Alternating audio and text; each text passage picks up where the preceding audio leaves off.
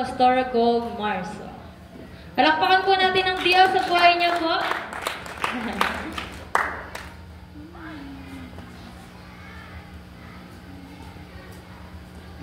Ayun, maganda ba tayo sa umaga? Alam mo, hindi kami nag-usap ni Karil o ni Daniela, si Daniel, patungkol sa kung ano yung, at ni Mami Eve, hindi kami nag-usap kung ano yung magiging tema ng message, tama? Pero, I allow the Holy Spirit to lead you kung ano yung kanta na pipiliin. At napakaganda kasi ayun talaga yung magiging mensahe natin this morning. Gusto kong papurihan ng Lord kasi bago tayo magsimula, i-share ko lang sa inyo, pangarap ko na bago bawiin ng Lord, alam mo, bawiin talaga, no? Hindi man binabawi, no? Pero darating yung panahon na hindi na ako makakakanta. And I was praying to God na, Lord, bigyan mo ako ng chance na makapag-minister ang boses na ito sa mga tao. At dinala niya ako sa isang grupo na ang pangalan ay The Musicianary, na ang aming mission is to spread the word of God through our songs. Isa yung grupo ng mga pastors at mga mananampalataya. At nung Friday, nagkaroon kami ng basking, kung tawagin, show. It's just a small show. At napakarami ng tao na nandun.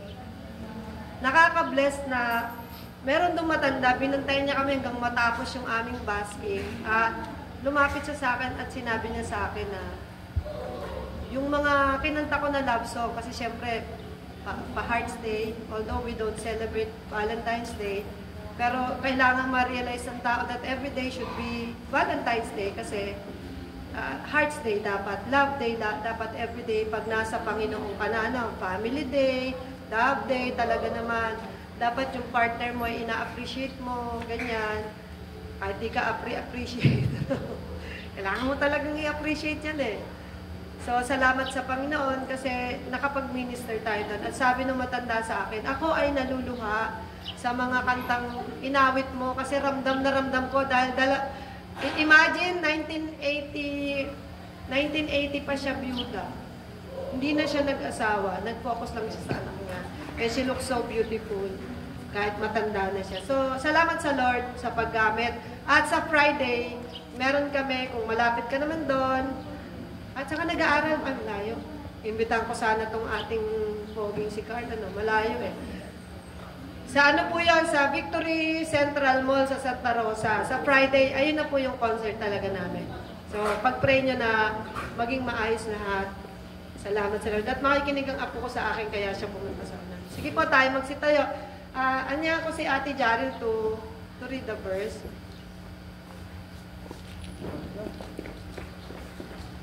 Tayo po yung magsitayo.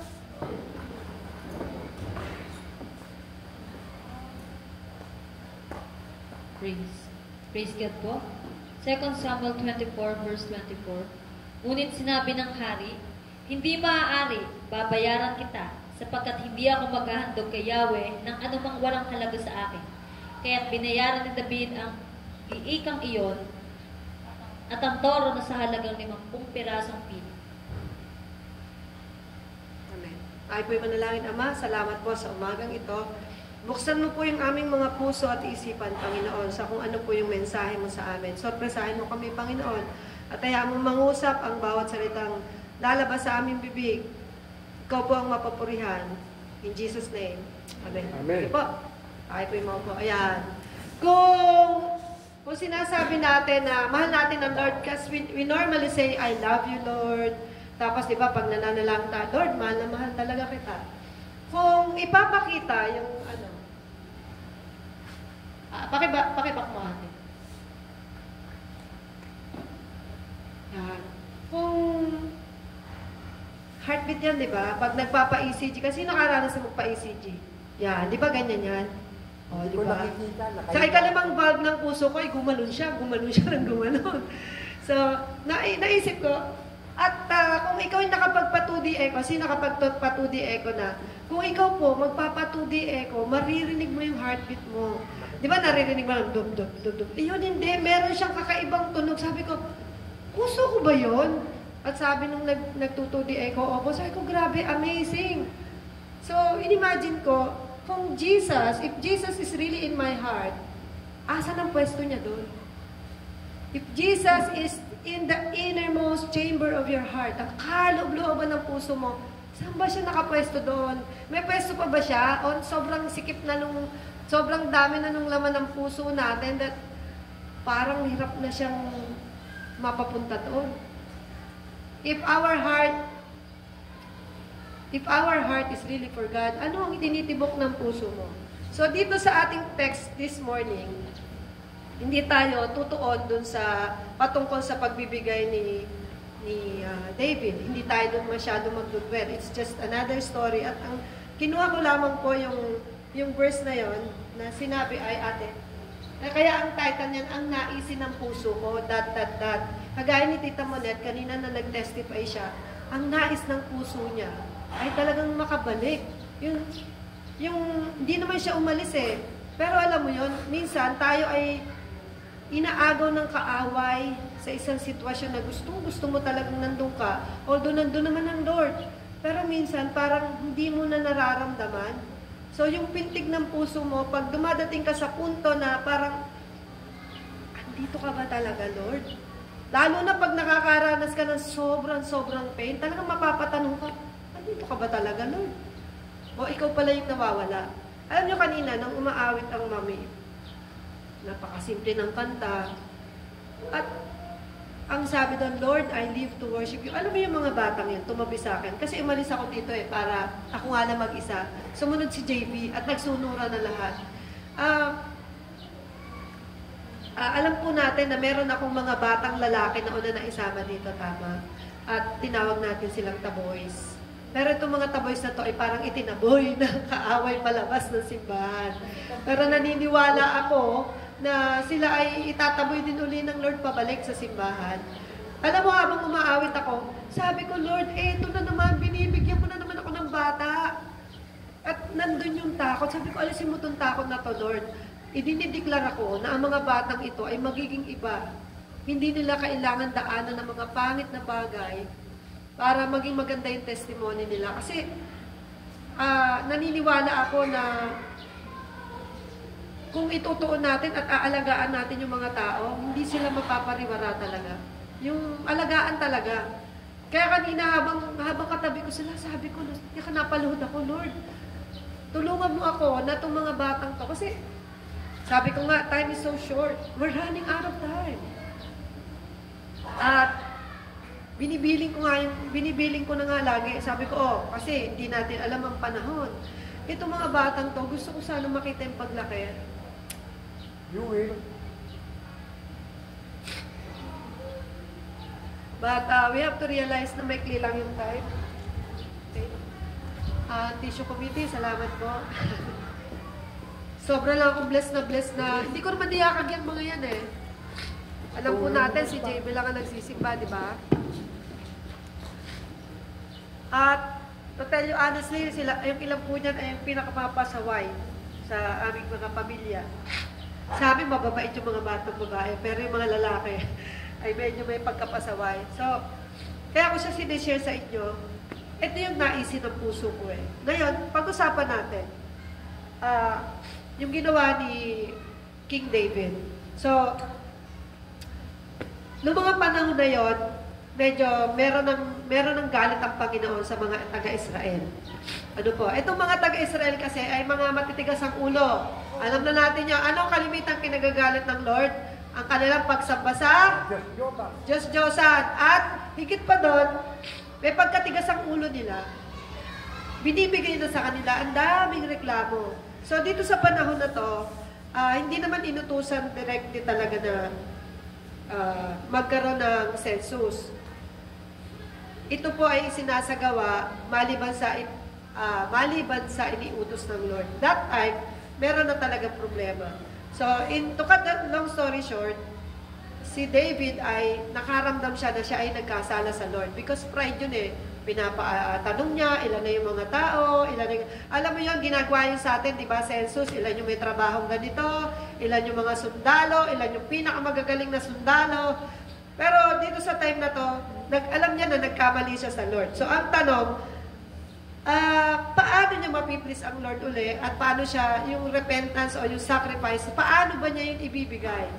So, pumunta siya kay Arauna at nakausapin niya to, sige po, alam mo ba kung ano ibig sabihin ng threshold? Ayan po yung threshold. Sige pa, ate, pakit mo. Yan. So, ayan ay giikan. So, ibig sabihin, dyan inilalagay yung mga ani, mga trigo, mga ani, at ibinubukod yung hay. Anong hay sa Tagalog? Sorry. Dayami, ayun, dayami. Thank you for that. At yung malinis na, yung kung trigo, andito yung mga dayami. So, yan po yun. Iyan, isang bilog na yan. Bibili niya ni David. Pero ang gusto sana ni Arauna, ibigay na lang. Kung ikaw ay hari at binibigyan ka, bakit naman kailangan ko magpakagasta? Eto na eh. Binibigay na sa akin libre. Tayo mahilig sa libre. Sino mahilig sa libre? Ako, libre. Libre, di ba? Gusto natin libre. Kaso, sabi ni David, teka, babayaran ko yan. Bakit? Kasi hindi ako maghahandog sa Lord ng walang halaga sa akin. Can you imagine? Andiyan na, binibigay na sa'yo, pero hindi mo tatanggapin. Bakit? Kasi walang halaga yan sa akin. Kung bibigay mo sa Lord, galing sa iba, parang hindi walang sakripisyo dun eh. Kaya nang pag-uusapan natin, ano ba yung sinasabi sa Lucas 9:57 to 62? Sige po, kung may dala kang Bible, please open your Bible to Luke 9. Ito po yung text to last week. At kung wala ka pong Bible, maglagay ka po sa, alam ko yung iba dyan, malabo na yung mata.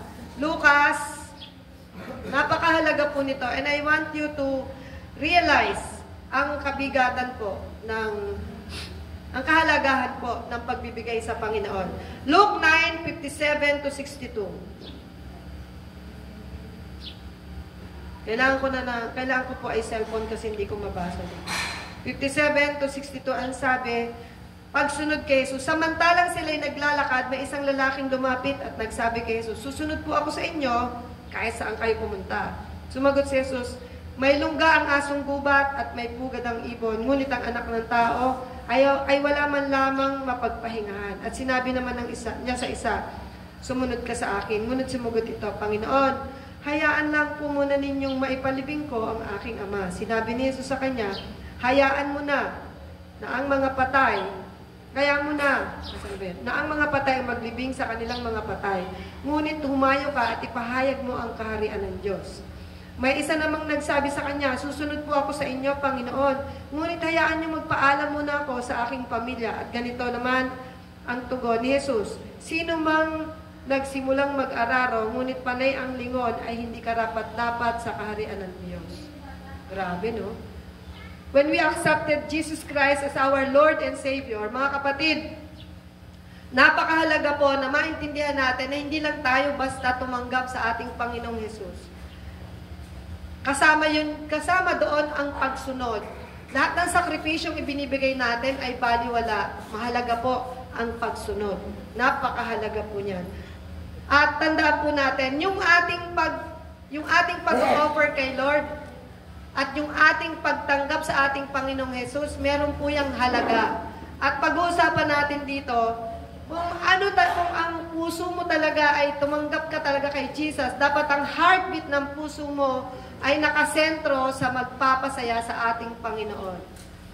Okay, paano natin masasabi na God is really in the center of my heart? My heart is really beating for God. Una po, ang pagtalikod sa paborito nating kasalanan. Di ba kapag in love ka, eto totoo to, pag in love ka, hahamakin ang lahat, masunod ka lamang. Tama? Valentine's Day, kailangan ko mabigyan ng bulaklak. Ang aking lablab, sukdulang mangutang. Di ba? Tama? Kahit malayo yan, kahit traffic pa yan, kahit isang bulaklak lang yan, kahit pumitas lang ako dyan, kailangan mabigyan ko. Hahamakin ang lahat. Kahit na sabihin ng love mo, love, pakisundo mo nga ako dito. Siguro pag sinabi ni Kapitana na, Kap J1, pwede ba? Puntahan mo ako dito ngayon din. Kahit anong ginagawa ni Kap. Oo, mahal, andyan ako. Hahamakin ang lahat. May meeting pa. Sabi ng mahal ko, kailangan ngayon na.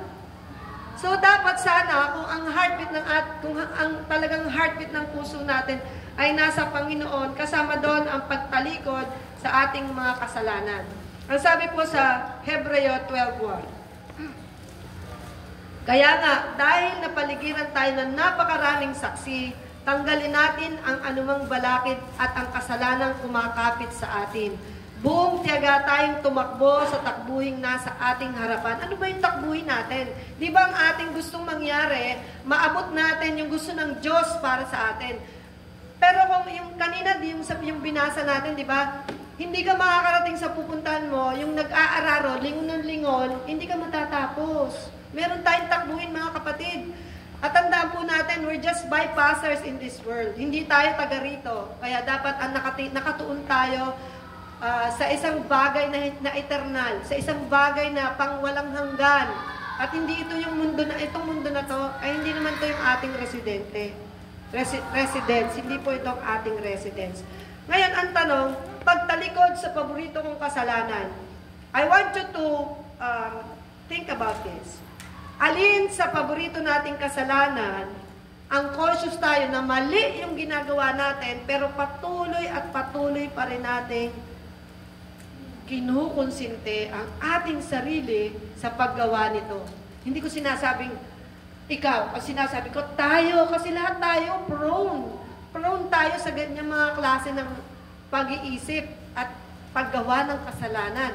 Sabi nga kanina, conscious or unconscious, sa prayer ni Kuya Makma kanina dun sa labas, sabi niya, sinadya man namin ito o hindi sinasadya, Panginoon, tulungan mo kami. And that is but a very humble prayer sa ating Panginoon. Because we all know na lahat tayo may favorite sin. Yes. Oh, amen. Amen to that. Thank you for that. Amen. Amen. Yes. Oh, alin doon? So, dito sa mga paborito nating kasalanan, alin doon ang pakiramdam natin na naggagapo sa atin para tayo ay makapagpatuloy sa paglilingkod sa Diyos? Kasi alam mo, apektado yung pagsunod natin sa Diyos kung meron tayong favorite sin. Apektado yun. Kahit gusto mong ikaw yung maging best sa paggawa ng mga kung ano-ano para sa simbahan.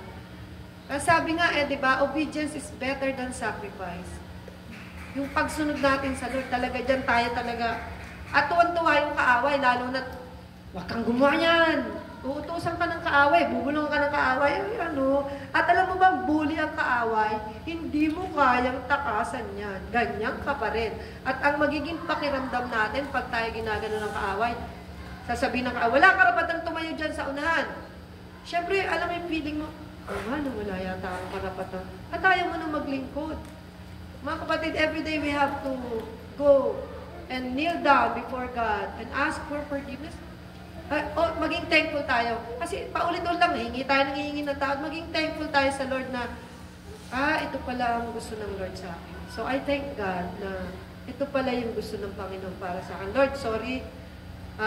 Hindi na ako magsosorry ngayong araw na to, pero nagpapasalamat ako sa kapatawarang ibinibigay mo sa akin araw-araw. Grasya yun, Lord. Hindi ko naman deserving na eto pa rin, binibigyan mo pa rin ako ng grasya, ng biyaya, kasi salbaya ko, naging ganito ako. So, eto pa. Ang sabi po sa Efeso 4:30, ito po tayo sa Ephesians 4:30. Pakisulat po itong mga verses na ito so that when you share po ng Word of God, matatandaan po natin alin ba yung mga pwede nating i-share. Ang sabi dito sa Ephesians 4:30, ngunit ganito ang sinasabi ng kasulatan. Ba't naging Galatian? Kaya pala sabi ko parang dito. 4:30. Ang sabi po dyan, at huwag ninyong saktan ang kalooban ng Espiritu Santo sapagkat siya ang tatak ng Diyos sa inyo, ang katibayan na kayo tutubusin pagdating ng takdang araw. Ano ang mga bagay na nakakapagpag-grieve sa Holy Spirit? Tandaan po natin, when we accepted Christ, andyan na siya sa puso mo. And every time we sin, every time we choose the wrong way, the wrong path, nag-grieve din ang Holy Spirit. Siyempre, Alin ba dito? Okay, kung darating ang Lord ngayong oras na to, ito tanong natin sa sarili natin. Kung darating ba ang Lord ngayong oras na to, alin dito sa paborito mong kasalanan ang talagang maiiyak ka, Lord? I'm sorry. Alam mo yun, yung eto na yung Lord. Ay, alin yun, paborito nating kasalanan? Ang ikakahiya talaga natin. Ikakahiya ko na ginagawa ko to. Grabe, hindi ko to dapat ginagawa. Ikinakahiya ko to. Hintayin natin yung, alin dito sa mga kasalanan na to, yung talagang pinagkakatago-tago natin na kahit kanino ay hindi natin mai-open except sa Diyos. Diba? Meron po tayong mga kasalanan na only God knows. Hindi mo naman pwede ikwento yun sa iba, diba? Meron tayo, paborito natin at sinasarili natin yan. Pero tandaan po natin, meron Diyos na nakikita kung ano yung ginagawa natin. Alin sa mga kasalanan kaya dyan, ang pwedeng kaduda-duda sa paningin ng iba? Remember, when you accepted Christ, at kung talaga Kristiyano ka kapatid, tinitingnan ka ng iba, tinitingnan ng iba, binabasa ka, Kristiyano ba talaga to? At darating ba yung sa pagdududa ng tao na talaga, di ba meron tayong mga ganong line? Talaga bang Kristiyano to? Minsan question natin yung iba, pero minsan tanungin din natin ang sarili natin, Lord, baka nagtatanong ako ng gano'n, ang dami palang dapat ibabato sa akin. So, let's come before God at talagang tanungin natin, Lord, naku, mukhang mali yung tanong ko Kristiyano ba talaga to? Wow naman. Hindi ko na perfect. Diba? Wow naman, ikaw na perfect. Naku, sabi ko sa sarili ko, naku, na pala ako magsasalita ng ganito. Ang tunay na pagsuko ng buhay natin, pagtalikod yan sa paborito nating kasalanan. Sa umpisa, mahirap. Mahirap talaga kasi may favorite sin nga tayo And it took me years bago finally, eto na talaga, Lord. Hindi ko na talaga to gusto. Alam mo yun, yung parang pag gagawin mo na siya, masuka-suka ka na yak! Ano ba yan? Mali ito! O, di ba? Parang pag maiisip mo lang, yak, kaya pala yung ginawa ko, Lord, sorry talaga. At matatawa ka na lang sa sarili mo at masasabi mo na, salamat Panginoon kasi binago mo po ako. Okay ba doon? Meron nakaka-relate? Taas ang kamay na nakaka-relate? Yes. Di ba? Favorite natin yan Ay, ano ba yan? Ano ba to, Lord? Sige. Okay, pangalawa. So, una natin, dapat i-give up natin yung paborito nating sin. Kung if God is really in the center of our heart, i-give up natin yan. Kasi love month to. Tuwing love month ko lang ba maaalala na dapat at tibok ng puso ko ay ikaw lang, Lord. Na dapat pala yung paboritong sin ko, baliktarin mo to, Lord. Pagka naalala ko to, Lord, wag po ito. Alam mo, God, the Holy Spirit, pag humiling ka, banal na Spirit, tulungan mo ako. Diba, sabi ng tukso, tukso, layuan mo ako. Hindi, sabi ng tumakbo ka na. Kasi, diba, tumakbo ka na. Hinahabol ka niya na, hindi lalayo sa iyan, ikaw na ang lumayo. Kasi pag hindi, ay siya. Diba yung, alam mo yung alitap-tap ba yun? Yung moth. Yung moth. Ang gustong-gusto nila, lumalapit sa apoy. Pag naglagay ka, meron tula niyang siuseri sa dyan. Pag naglagay ka dyan ng apoy, gusto niya, ay, gamo-gamo. Ano, moth? Tama, igamo-gamo siya. Ayan, umiikot siya dun sa, sa apoy, palapit ng palapit hanggang sa siya ay madali ng apoy, tumba. So, ganun din tayo. Yung kasalanan, gusto natin palapit tayo ng palapit. At pag tayo napalapit na, sunog, saka tayo magsisisi, ay, ba't ko ginawa yun? Okay, number 2. Kung talagang ang heartbeat mo, ang puso mo ay tumitibok sa ating Panginoon, doon sa kailalim-ilaliman, tandaan mo, ang isang halaga na ay mawawala sa'yo, una, yung pagtalikod sa kasalanan. Pangalawa, yung paghanga ng mundo. Eto, pagka sino dito ang nakakaranas pag nalaman kang Christian ay parang napapaso. Napapaso yung kasama mo, ay, banal. O, di ba? O, di ba? O, banal. Excuse me. Okay, hindi ko alam kung anong pakiramdam ng mga kakilala ko. Meron akong ganitong istorya. Nasa computer shop ako, uso pa nun, napupunta ka sa computer shop. Tapos, nagkakumusta ako, uy, tagal na natin din nakita. Member ko po ito sa isang organization. Uy, ate, kumusta? Hindi ko alam kung paano kami napunta dun sa pagsimba. Ngayon, ang sabi niya, hindi mo na alam kung sino ang namumuno ngayon dyan sa simbahan. Sabi ko, Ay, hindi, kasi born again Christian ako. Ito talaga reaksyon niya sa akin. Tumingin ka sa akin. Ate, bakit? Ay, grabe. Sabi ko talaga, ay, bakit naman ganyan ang reaksyon mo? Para bang napakalaking kasalanan na ako ay tumalikod. Hindi ko naman, ako yung nagbago. Alam mo ko anong pinakamagandang explanation po na ating maipapahayag dyan. Kasi people will tend to shy away from us. They will move away from us. Why? Kasi nga, baka feeling nila, hindi na sila pwedeng magpakita sa'yo ng mga pangit na ginagawa nila kasi baka i-review mo sila, punahin mo sila. Ang pinakamagandang explanation ko po ay ganito. Nasabi ko, ako ay inilagay ng Diyos sa mas mataas na antas ng paglilingkod. Kasi di ba noon, sumisimba lang ako, 1 oras, at pagkatapos noon, mag-PPSB video lang ako. Paglabas ko, wapakain ko sa katabi ko. Tama? Eh ngayon hindi. Excuse me. Ngayon hindi. Pagkakita ko sa inyo, pag may nangyayari sa inyo, ramdam nyo ng buong katawan ko. At yung pananalangin ko, hindi ko wala man dati wala akong pakialam. Konti lang pagpe-pray ko, family ko, mga konting kaibigan ko. Ngayon hindi, kahit di ko kaano-ano. Yun nga lang makakita ka ng along the way, makakita ako ng ambulansya, nakita ko na may hawak na gano'n. Automatic yung magpe-pray ako, Lord. Sino man po yung naandoon, dalangin ko na siya iligtas mo, ganyan-ganyan. Sino ba yun? Kilala ko ba yun? Alam mo, kapag tayo po ay tumanggap na sa Panginoon, naiiba yung pananaw natin sa mundo. Hindi na tayo nakatingin sa sarili natin. Hindi ako. Kailangan mababago yan. Pero tanggapin mo na pag yung approval ng mundo, hindi mo yan laging matatanggap. May isang presidente sa ibang bansa, nanindigan, dalawa lang ang gender. Pinaninindigan niya yun dahil yun ang kanyang paniniwala. Natutuwa tao? Hindi lahat. Matutuwa tao? Hindi lahat. Tandaan po natin. Minsan yung mararanasan natin yung paglayo sa atin ng tao. Ay, born again na yan, tol. Hindi na yan pwedeng sumama sa atin. Ew. Naku, ayan, sasama sa atin yan. Naku, wag ka. Tapos, halimbawa, sila yung naninigarilyo. Pag nakita ka, tatapon yan. Uy, syempre. So, merong bilin ng Lord. Love not the world. Huwag mong mahalin yung nandito sa mundo. Ang sabi sa, buksan po ninyo ang unang Juan. Unang Juan 2:15-16. Ang sabi po diyan, basahin po natin. Huwag ninyong ibigin ang sanlibutan o ang mga bagay na nasa sanlibutan. Ang umiibig sa sanlibutan ay hindi umiibig sa Ama. Ang lahat na nasa sanlibutan, ang pagnanasa ng laman, pagnanasa ng mga mata, at pagmamalaki sa buhay na ito ay hindi nagmula sa Ama, kundi sa sanlibutan.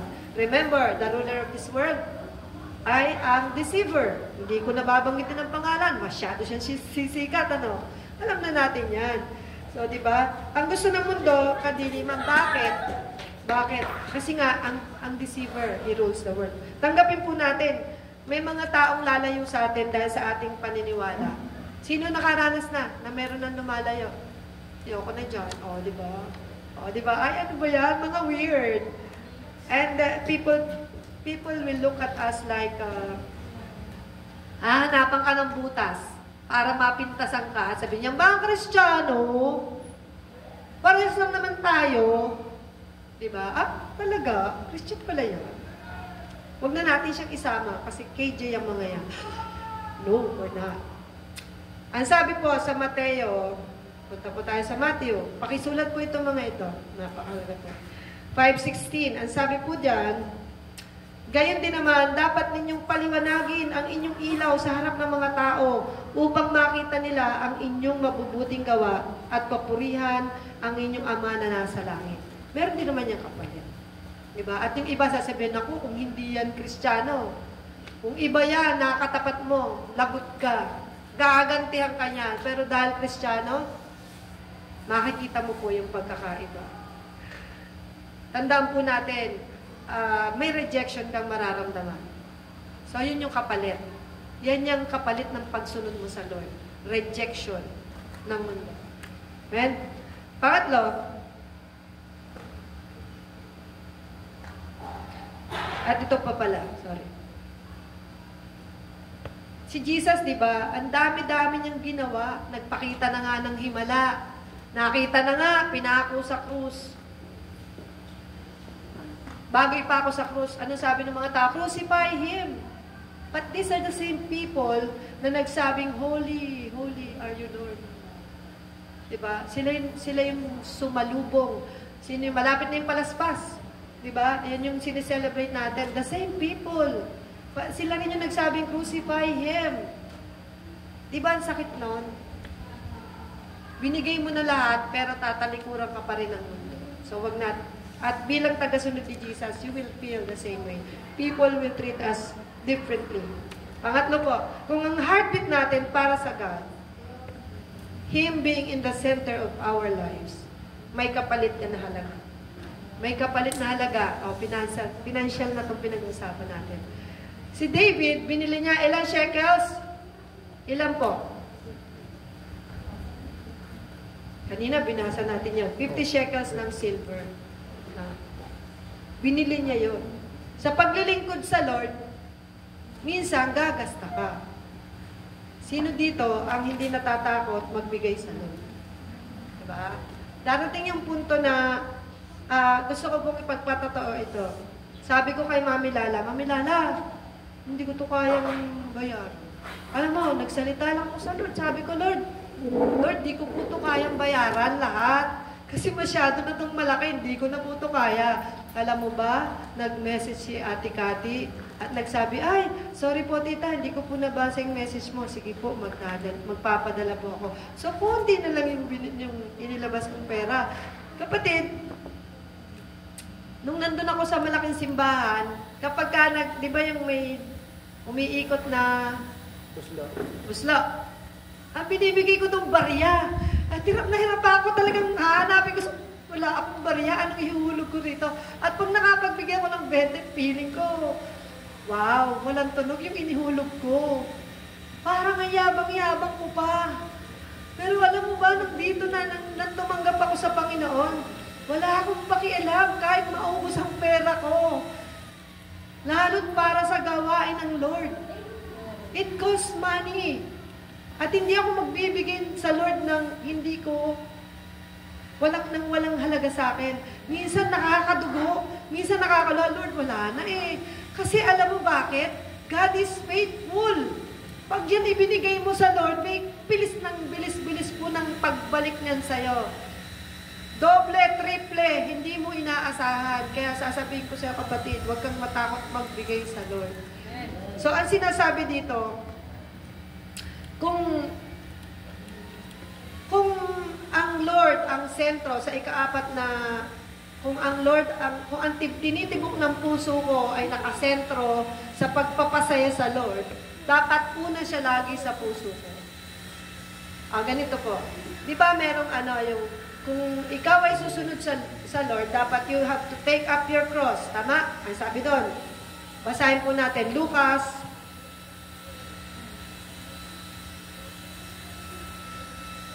9:23.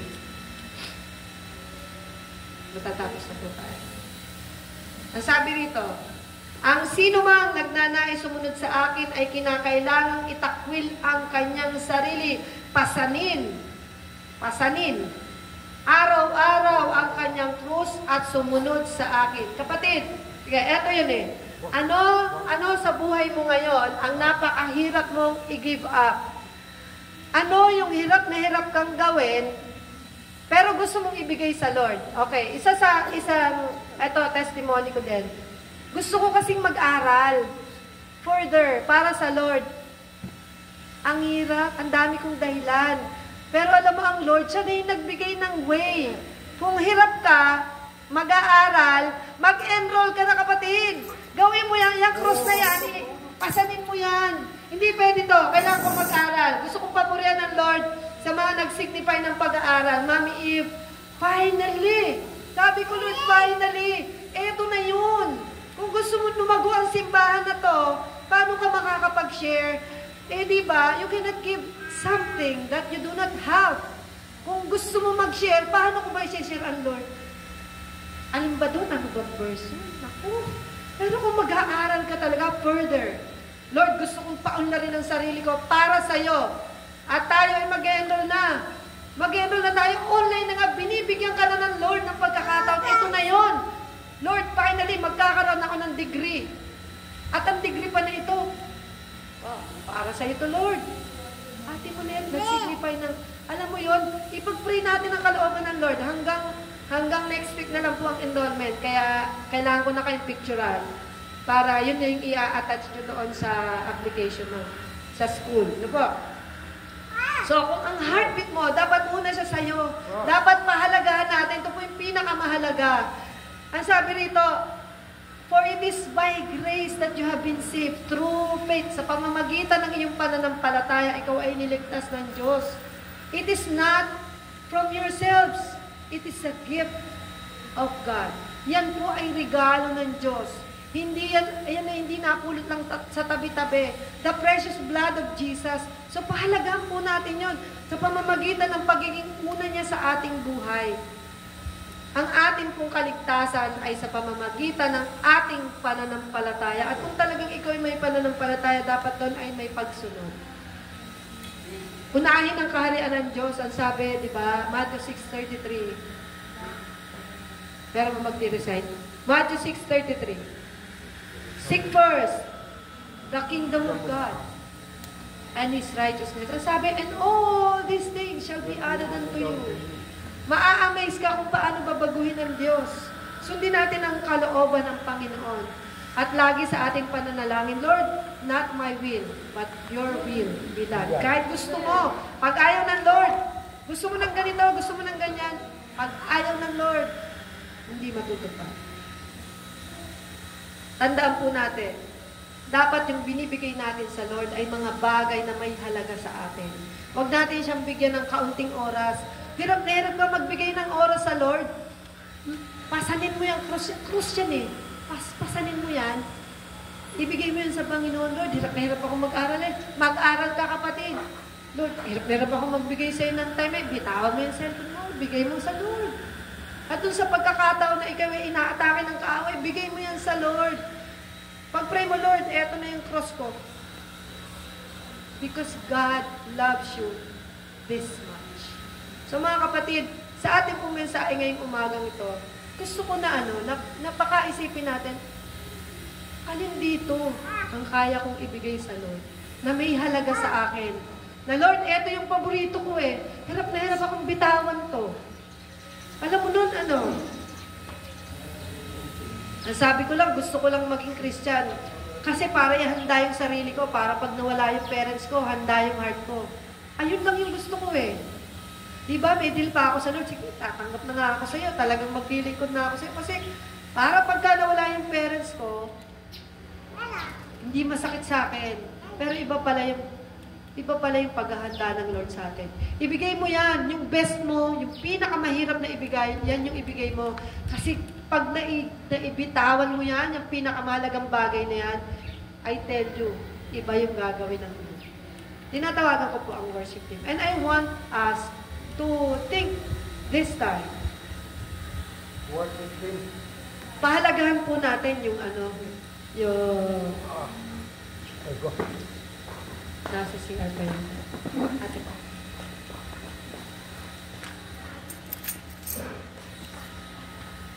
Okay na po.